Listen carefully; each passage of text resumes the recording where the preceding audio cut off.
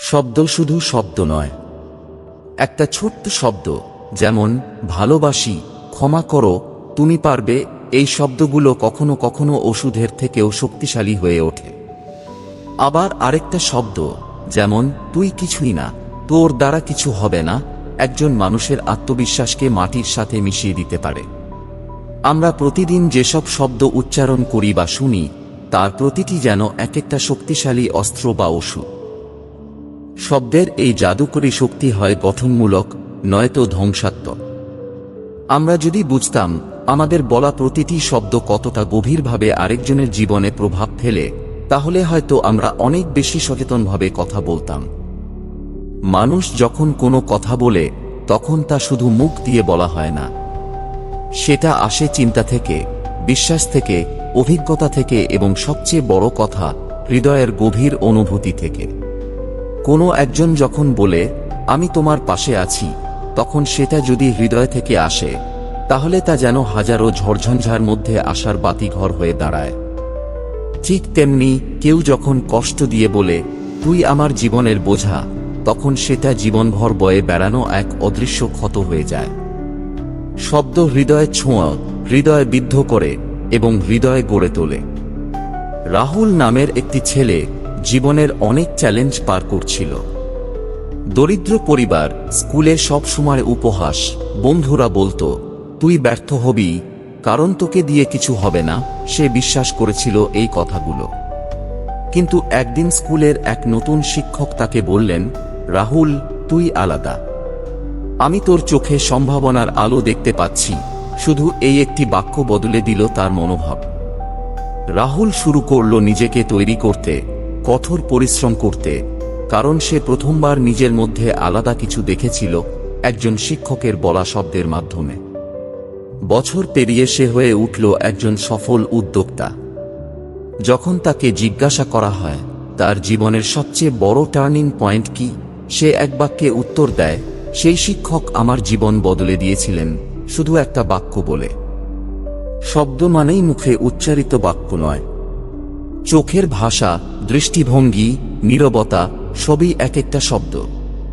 একজন মা যখন তার সন্তানের চোখে চোখ রেখে শুধু হাসেন, সেই হাসি বলে দেয় আমি তোমাকে ভালোবাসি। আবার যখন আমরা কাউকে অপমানের পর নীরব থাকি, সেই নীরবতাই বলে তুই আমার চোখে মূল্যহীন। তাই শব্দের শক্তি শুধু আওয়াজে নয়, তার নীরব প্রকাশেও নিহিত। আমরা প্রতিদিন নিজের সাথে কথা বলি, চুপি চুপি, মনে মনে। এই নিজেকে বলার শব্দই তৈরি করে আমাদের আত্মবিশ্বাস, আত্মচিন্তা এবং আত্মসম্মান। যদি আমরা প্রতিদিন নিজেকে বলি আমি পারবো না, আমার দ্বারা কিছু হবে না, তাহলে এই শব্দগুলো আমাদের মনের মধ্যে বিষের মতো ছড়িয়ে পড়ে।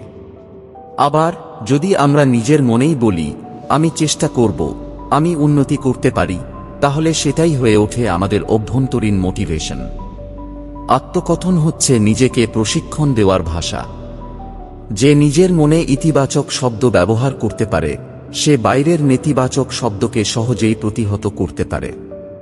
নেলসন ম্যান্ডেলা, মহাত্মা গান্ধী, তাদের মূল শক্তি ছিল শব্দ। তাদের বক্তৃতা, তাদের বলা কথা, তাদের দৃঢ়বিশ্বাসভরা বাক্য মানুষের মনে আগুন জ্বালিয়ে দিয়েছিল। শব্দ যখন একজন নেতার কণ্ঠে সত্য ও বিশ্বাসের সঙ্গে উচ্চারিত হয়, তখন তা ইতিহাস বদলে দিতে পারে। শব্দের শক্তি কখনো কখনো বুলেটের চেয়েও বেশি কার্যকর। একটা সম্পর্ক তৈরি হয় বিশ্বাস আর অনুভূতির উপর। কিন্তু সম্পর্কটা ধরে রাখতে হলে দরকার সঠিক সময়ে সঠিক শব্দ ব্যবহার। একজন স্বামী যখন স্ত্রীকে বলেন তোমাকে দেখে প্রতিদিন নতুন করে প্রেমে পড়ি, এই শব্দ শুধু প্রেম বাড়ায় না, সম্পর্কের বন্ধনকে আরো দৃঢ় করে তোলে।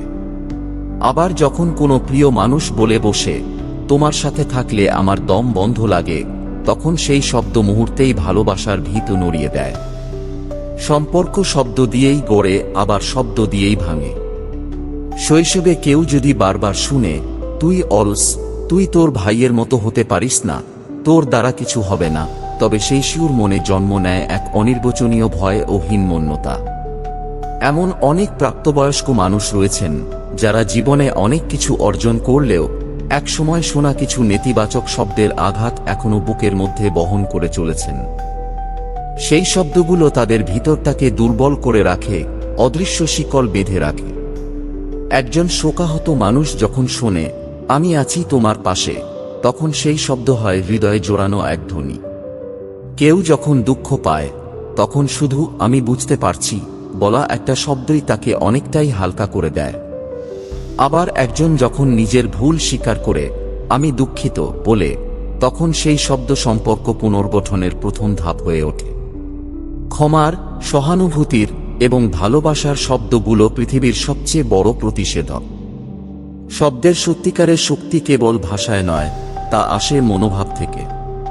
একজন শিক্ষক যদি সদয় হয়ে বলেন, এই প্রশ্নটা ভুল হয়েছে, কিন্তু তুমি চেষ্টাটা ভালো করেছ, তবে সেই ছাত্র নতুন করে চেষ্টা করতে উৎসাহ পাবে। কিন্তু সেই একই শিক্ষক যদি বলেন, তুমি তো বোকার মতো উত্তর দিয়েছ, তবে সেই ছাত্র হয়তো সারা জীবন সেই ভুল উত্তর নিয়ে লজ্জিত হয়ে থাকবে। তাই শব্দ ব্যবহারে দয়া, মমতা, সংবেদনশীলতা জরুরি। প্রতিদিন নিজেকে এবং অন্যকে উৎসাহমূলক শব্দ বলার অভ্যাস করুন। কারো ভালো কাজ দেখলে বলুন, দারুণ হয়েছে। কেউ হতাশ হলে বলুন, তুমি পারবে, আমি বিশ্বাস করি। শিশুকে বলুন, তুমি অসাধারণ। বন্ধু বা সঙ্গীকে বলুন, তোমার উপস্থিতিতেই আমার দিন ভালো হয়ে যায়। এসব শব্দ একটি বিজয়ের বীজ, যা সময়মতো মহিরুহে পরিণত হয়। কখনো কখনো আমরা রেগে গিয়ে, হতাশ হয়ে, কষ্ট পেয়ে এমন সব কথা বলে ফেলি যা আমাদের নিয়ন্ত্রণে থাকে না। কিন্তু সেই শব্দ শুনে কেউ হয়তো সারা জীবনের জন্য দুঃখ পায়। একটা ছোট্ট নেতিবাচক শব্দ, তুই ব্যর্থ, হয়ে উঠতে পারে একজন মানুষের আত্মহত্যার কারণ। তাই আমাদের প্রতিটি শব্দ যেন হয় চিন্তাপূর্ণ, সহানুভূতিপূর্ণ এবং দয়ালু। শব্দ হচ্ছে এমন এক বীজ, যা সময়মতো ফল দেয়। আপনি এখন যা বলছেন তা হয়তো আজই ফল দিবে না, কিন্তু বছর পেরিয়ে সেই শব্দ কাউকে গড়ে তুলবে বা ধ্বংস করে দিবে। একজন শিশুকে যদি বারবার বলা হয়, তুমি আলাদা, তুমি পারবে, তবে সে বড় হয়ে একজন আত্মবিশ্বাসী মানুষ হয়ে উঠবে। আবার সেই একই শিশুকে যদি বলা হয়, তুই তোর কিছুই হবে না, তাহলে সে হয়তো বড় হয়ে সফল হলেও নিজের ভেতরের ভয় কাটাতে পারবে না। শব্দ দিয়ে সম্পর্ক গড়া যায়, সমাজ বদলানো যায়, দেশ গড়া যায়। শব্দ দিয়েই নিরাশকে আশায়, অন্ধকারকে আলোয়, ঘৃণাকে ভালোবাসায় রূপান্তর করা যায়। তাই আসুন আমরা সচেতন হই। প্রতিদিন ব্যবহার করি এমন শব্দ যা মানুষকে বাঁচায়, গড়ায় এবং ভালোবাসা শেখায়। শব্দ হলো মনের প্রতিচ্ছবি। আমরা যেমন ভাবি তেমনই বলি। কিন্তু আমরা যদি সচেতনভাবে ইতিবাচক, উৎসাহমূলক এবং দয়ালু শব্দ ব্যবহার করি, তাহলে আমাদের চারপাশটা বদলে যাবে। একটা ভালো শব্দ কারো হতাশ জীবনকে আশার আলো দেখাতে পারে, আবার একটা খারাপ শব্দ কারো আত্মাকে ভেঙে দিতে পারে। তাই শব্দ বেছে বলুন, কারণ আপনি জানেন না আপনার বলা একটা বাক্য কারো জীবনের বাঁক বদলে দিতে পারে। আপনি কি কখনো কারো বলা একটি কথায় বদলে গেছেন? নিচে কমেন্টে জানিয়ে দিন। আর ভালো লাগলে শেয়ার করুন, কারণ একটা কথা কাউকে বাঁচাতে পারে।